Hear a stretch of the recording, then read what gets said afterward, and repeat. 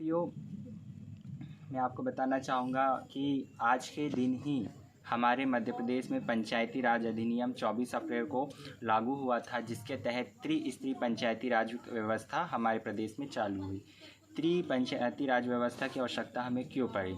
पहले जब संविधान का निर्माण हुआ था 1950 में, हमारे संविधान सभा निर्माणकर्ताओं ने जो पंचायत अधिनियम को राज्य के नीति निर्देशक तत्वों में रखा था। राज्य के नीति निर्देशक तत्वों में इसी के लिए रखा था कि उनका ये मानना था कि जो राज्य चाहे अपने प्रदेश में पंचायत राज का निर्माण करना चाहे, वो पंचायती राज अधिनियम अपने प्रदेश में लागू कर सकती है और नहीं कर सकती है, और राज्यों के ऊपर छोड़ दिया था।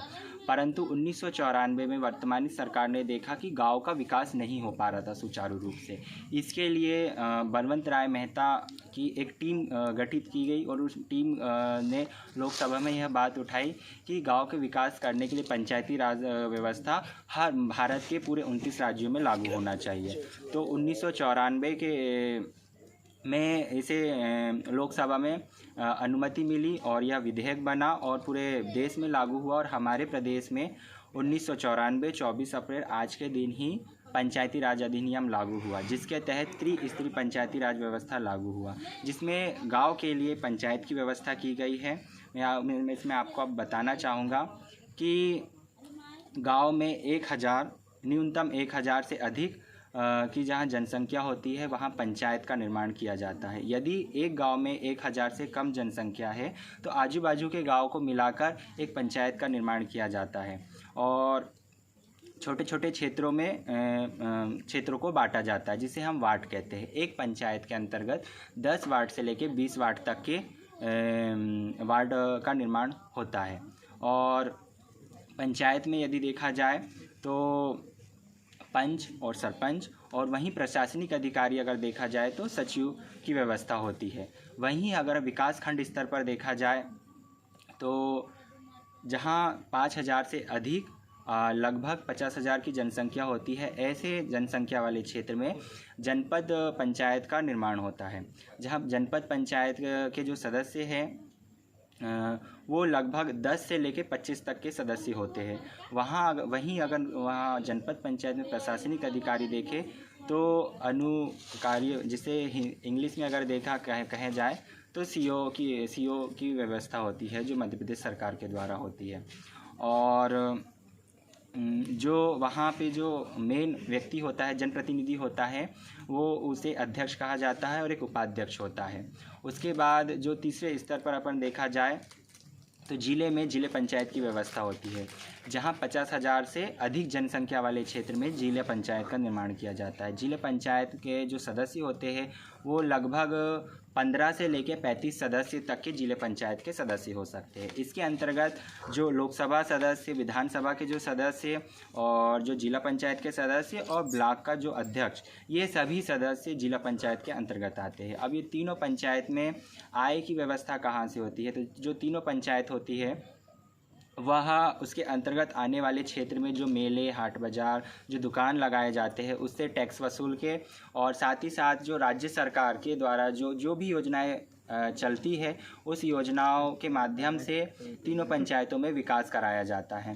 अगर हम ग्राम पंचायत में देखें तो हमारे भारतीय संविधान की 11वीं अनुसूची हमें ये बताती है कि जो ग्राम पंचायत है उसमें 29 कार्यों का वर्णन किया गया है, जैसे गरीबी उन्मूलन, परिवार कल्याण कार्यक्रम, शिक्षा के लिए कार्यक्रम करवाना और निर्माण कार्य, ऐसे करके 29 कार्य तक के करने का जो अधिकार ग्राम पंचायत को दिया गया है।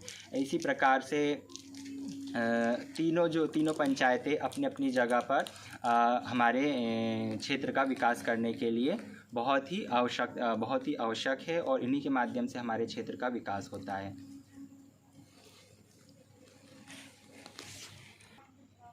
और साथ ही मैं आपको बताना चाहूँगा कि जनसंख्या के आधार पर कुछ विकासखंड और जिला पंचायत और ग्राम पंचायतों को आरक्षित रखा गया है। जैसे मैं ग्राम पंचायत पाठे का निवासी हूँ और हमारा पंचायत एसटी के लिए आरक्षित है। जनसंख्या के आधार पर आरक्षण हमें दिया गया है।